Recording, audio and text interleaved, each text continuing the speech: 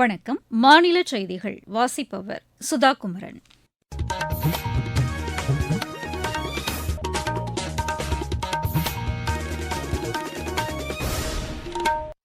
தலைப்புச் செய்திகள்.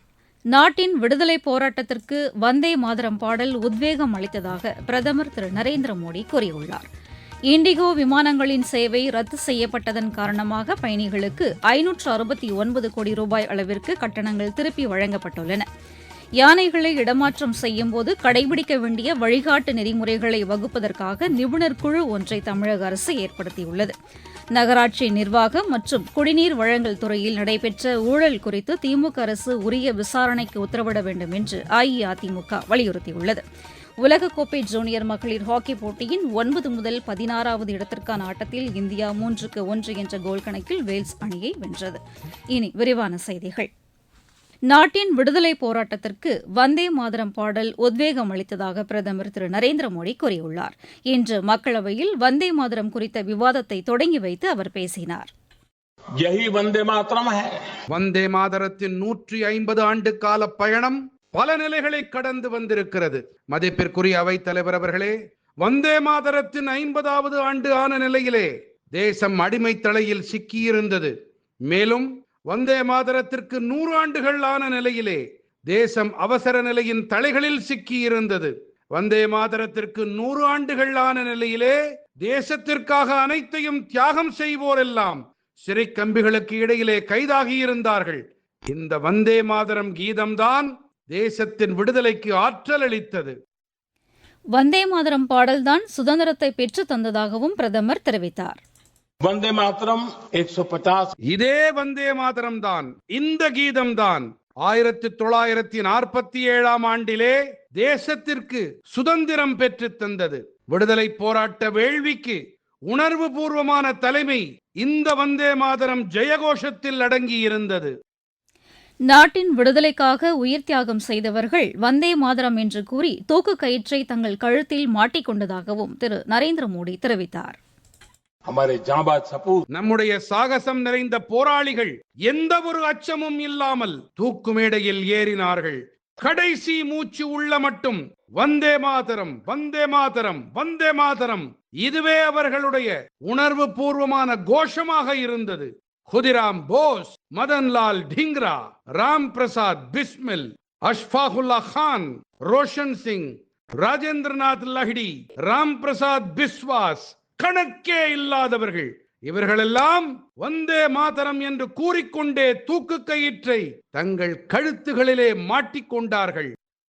கப்பலோட்டிய தமிழன் வ.உ. சிதம்பரனார், மகாகவி சுப்பிரமணிய பாரதியார் ஆகியோரின் பங்களிப்பு குறித்தும் பிரதமர் எடுத்துரைத்தார். வ.உ. சிதம்பரம் பிள்ளை அவர்கள் 1907ஆம் ஆண்டிலே சுதேசி கப்பல் கம்பெனியை ஏற்படுத்தினார்கள். அதிலேயும் கூட அவர் வந்தே மாதரம் என்ற மந்திர சொற்களை பொறித்திருந்தார். தேசிய கவி சுப்பிரமணிய பாரதியும் கூட வந்தே மாதரத்தை தமிழிலே மொழிபெயர்த்தார். மேலும் பல துதிப்பாடல்களை இயற்றினார். அவருடைய பல தேசபக்தி பாடல்களிலே வந்தே மாதரம் மீதான சிரத்தை தெளிவாகவே புலப்படுகிறது. இண்டிகோ விமானங்களின் சேவை ரத்து செய்யப்பட்டதன் காரணமாக பயணிகளுக்கு 569 கோடி ரூபாய் அளவிற்கு கட்டணங்கள் திருப்பி வழங்கப்பட்டுள்ளதாக மத்திய அரசு கூறியுள்ளது. கடந்த 1ஆம் தேதி முதல் 7ஆம் தேதி வரை முன்பதிவு செய்திருந்த 5 லட்சத்திற்கும் மேற்பட்ட பயணிகளுக்கு இந்த தொகை விடுவிக்கப்பட்டுள்ளதாக சிவில் விமான போக்குவரத்து துறையின் செய்திக்குறிப்பு தெரிவிக்கிறது. 4500 பயணிகளின் உடைமைகள் அவர்களிடம் ஒப்படைக்கப்பட்டுள்ளதாகவும் அதில் குறிப்பிடப்பட்டுள்ளது. யானைகளை இடமாற்றம் செய்யும்போது கடைபிடிக்க வேண்டிய வழிகாட்டு நெறிமுறைகளை வகுப்பதற்காக நிபுணர் குழு ஒன்றை தமிழக அரசு ஏற்படுத்தியுள்ளது. முதன்மை தலைமை வன பாதுகாவலர் தலைமையில் அமைக்கப்பட்டுள்ள இந்த குழுவில் 6 பேர் உறுப்பினர்களாக இடம்பெற்றுள்ளதாக மாநில அரசின் செய்திக்குறிப்பு தெரிவிக்கிறது. வன விலங்குகளை, குறிப்பாக யானைகளை பிடிப்பது, இடமாற்றம் செய்வது மற்றும் விடுவிப்பதற்கான விரிவான வழிகாட்டு நெறிமுறைகளை உருவாக்குவதற்கான பரிந்துரைகளை இந்த குழு 2 மாதங்களுக்குள் சமர்ப்பிக்க வேண்டும் என்றும் அதில் குறிப்பிடப்பட்டுள்ளது. நீங்கள் கேட்டுக்கொண்டிருப்பது மாநில செய்தி அறிக்கை.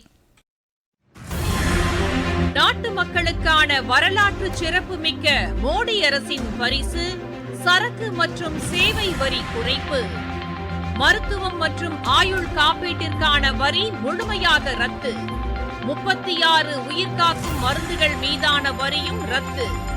அடுத்த தலைமுறைக்கான இந்த சீர்திருத்த நடவடிக்கைகளில் மாணவர்கள் பயன்படுத்தும் ஸ்டேஷனரி பொருட்களுக்கான வரி ரத்து.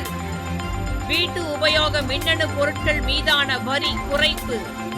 பால் பொருட்கள் மற்றும் பாத்திரங்கள் மீதான வரி 12%-இலிருந்து 5% குறைப்பு.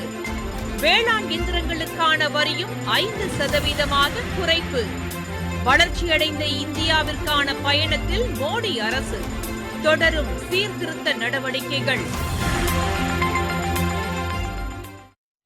தமிழகத்தில் வாக்காளர் பட்டியல் சிறப்பு தீவிர திருத்தப் பணிகளின் கீழ் இதுவரை 99.91% கணக்கீட்டு படிவங்கள் விநியோகிக்கப்பட்டுள்ளதாக தேர்தல் ஆணையம் கூறியுள்ளது. இதன்படி 6,40,59,971 கணக்கீட்டு படிவங்கள் விநியோகிக்கப்பட்டுள்ளதாக தேர்தல் ஆணையத்தின் செய்திக்குறிப்பு தெரிவிக்கிறது. இதில் 99.27% படிவங்கள் டிஜிட்டல் மயமாக்கப்பட்டுள்ளதாகவும் அதில் குறிப்பிடப்பட்டுள்ளது. இதற்கிடையே சிவகங்கை மாவட்டத்தில் வாக்காளர்கள் பூர்த்தி செய்யப்பட்ட கணக்கீட்டு படிவங்களை சம்பந்தப்பட்ட வாக்குச்சாவடி நிலை அலுவலர்களிடம் சமர்ப்பிக்குமாறு ஆட்சியர் திருமதி பொற்கொடி எமது செய்தியாளரிடம் தெரிவித்தார். சிவகங்கை மாவட்ட உங்கள் வீடுகளை தேடி BLOக்கள் SIR படிவங்களை எல்லார் வீட்டுக்கும் தந்திருக்காங்க. உங்கள் படிவங்களை பெற்று அந்த BLOடைய ஆப்ல தான் அந்த படிவங்களை சரிபார்த்து நான் பதிவேற்றம் பண்ணணும். இந்த பணி இரவு பகலாக நடந்து கொண்டிருக்கிறது. வரைவு வாக்காளர் பட்டியல் வெளியிடும் போது சிக்கல்கள் ஏற்படும். இந்த சிக்கல்களை தவிர்க்கும் பொருட்டு வாக்காளர்கள் அனைவரும் படிவங்களை திரும்ப தராமல் இருந்தால் தயவு செய்து உங்களுடைய SIR படிவங்களை நிரப்பி BLOக்களிடம் கொடுத்து விடுங்கள். இதன் மூலம் உங்கள் வாக்குகளையும் உங்கள் குடும்பத்தினரின் வாக்குகளையும் உறுதிப்படுத்திக் கொள்கிறீர்கள் என்பதை நினைவில் கொள்ளுங்கள். நகராட்சி நிர்வாகம் மற்றும் குடிநீர் வழங்கல் துறையில் 1020 கோடி ரூபாய் அளவிற்கு ஊழல் நடைபெற்றுள்ளதாக அமலாக்கத்துறை காவல்துறை தலைவருக்கு கடிதம் எழுதியுள்ளதாக அஇஅதிமுக பொதுச் செயலாளர் திரு எடப்பாடி பழனிசாமி கூறியுள்ளார். சமூக வலைதளத்தில் இது தொடர்பாக அவர் விடுத்துள்ள அறிக்கையில் கழிப்பறை கட்டுவது முதல் நபார்டு வங்கி திட்டங்கள் வரை பல்வேறு நிலைகளில் இந்த ஊழல் நடைபெற்றுள்ளதாக குறிப்பிட்டுள்ளார். சம்பந்தப்பட்ட துறையின் அமைச்சர் திரு KN நேரு அவரது உறவினர்கள் வாயிலாக ஒப்பந்த புள்ளிகளில் 7.5 முதல் 10% அளவிற்கு கமிஷன் பெற்றுள்ளதாக அமலாக்கத்துறை அக்கடிதத்தில் குறிப்பிட்டுள்ளதாக அவர் தெரிவித்துள்ளார். இதுகுறித்து முழுமையாக விசாரணை நடத்த வேண்டும் என்றும் திரு எடப்பாடி பழனிசாமி வலியுறுத்தியுள்ளார். தமிழகத்தில் கலவரத்தை தூண்டும் வகையில் திமுக செயல்படுவதாக பிஜேபி மாநில தலைவர் திரு நயினார் நாகேந்திரன் குற்றம் சாட்டியுள்ளார். திருத்தணியில் இன்று செய்தியாளர்களிடம் பேசிய அவர் திருப்பரங்குன்றத்தில் தீபம் ஏற்றுவது தொடர்பான வழக்கில் நீதிமன்ற தீர்ப்பை செயல்படுத்த வேண்டும் என்றுதான் வலியுறுத்தியதாக கூறினார். இதற்கு இஸ்லாமியர்கள் யாரும் எதிர்ப்பு தெரிவிக்கவில்லை என்றும் அவர் தெரிவித்தார். இருப்பினும் கலவரம் ஏற்படும் என்று தொடர்ச்சியாக கூறி அதனை தூண்டுவது திமுக தான் என்று அவர் குறை கூறினார். எல்லா மதத்தினரும் அவரவர் மதத்தை பின்பற்றலாம் என்றும் அவர் தெரிவித்தார். இதில் கலவரத்திற்கு இடமில்லை என்றும் அவர் கூறினார். அஇஅதிமுக பிஜேபி கூட்டணியில் பல கட்சிகள் இணைய வாய்ப்புள்ளதாகவும் திரு நயினார் நாகேந்திரன் தெரிவித்தார். மாவட்டச் செய்திகள். தென்காசி மாவட்டம் சங்கரன்கோவில் சங்கர நாராயணசுவாமி கோவிலில் நடைபெற்ற 108 சங்காபிஷேகம் நிகழ்ச்சியில் ஏராளமானோர் பங்கேற்றனர். நாகை மாவட்டம் குருக்கத்தி அரசு வேளாண் மற்றும் ஆராய்ச்சிக் கல்லூரியில் வேளாண் விளைபொருட்களை மதிப்பு கூட்டப்பட்ட பொருளாக மாற்றம் செய்து சந்தைப்படுத்துதல் தொடர்பான பயிற்சி வழங்கப்பட்டது. விருதுநகர் மாவட்டத்தில் மின்னணு வாக்குப்பதிவு இயந்திரங்கள் வைக்கப்பட்டுள்ள அறையில் ஆட்சியர் திரு சுகபுத்ரா அங்கீகரிக்கப்பட்ட அரசியல் கட்சி பிரதிநிதிகள் முன்னிலையில் இன்று ஆய்வு மேற்கொண்டார். வேலூர் மாவட்டத்தில் நடைபெற்ற வரும் பிரதமரின் தேசிய தொழில் பழகுனர் பயிற்சி முகாமில் ஏராளமான இளையோர் ஆர்வத்துடன் பங்கேற்றுள்ளனர். விளையாட்டுச் செய்திகள். உலகக்கோப்பை ஜூனியர் மகளிர் ஹாக்கி போட்டியின் 9 முதல் 16வது இடத்திற்கான ஆட்டத்தில் இந்தியா 3-1 என்ற கோல் கணக்கில் வேல்ஸ் அணியை வென்றது. சிலியின் சாண்டியாகோவில் நடைபெற்ற இப்போட்டியில் ஹீனா பானோ, சுனலிட்டா டோப்போ மற்றும் இஷிகா தலா ஒரு கோல் அடித்தனர். இந்தியா தென்னாப்பிரிக்கா இடையேயான 2வது ஹாக்கி போட்டி இன்று கேப்டவுனில் நடைபெறுகிறது. 3 போட்டிகளை கொண்ட இந்த தொடரின் முதல் ஆட்டத்தில் வெற்றி பெற்று இந்தியா முன்னிலை பெற்றுள்ளது. மீண்டும் தலைப்புச் செய்திகள். நாட்டின் விடுதலை போராட்டத்திற்கு வந்தே மாதரம் பாடல் உத்வேகம் அளித்ததாக பிரதமர் திரு நரேந்திர மோடி கூறியுள்ளார். இண்டிகோ விமானங்களின் சேவை ரத்து செய்யப்பட்டதன் காரணமாக பயணிகளுக்கு 569 கோடி ரூபாய் அளவிற்கு கட்டணங்கள் திருப்பி வழங்கப்பட்டுள்ளன. யானைகளை இடமாற்றம் செய்யும்போது கடைபிடிக்க வேண்டிய வழிகாட்டு நெறிமுறைகளை வகுப்பதற்காக நிபுணர் குழு ஒன்றை தமிழக அரசு ஏற்படுத்தியுள்ளது.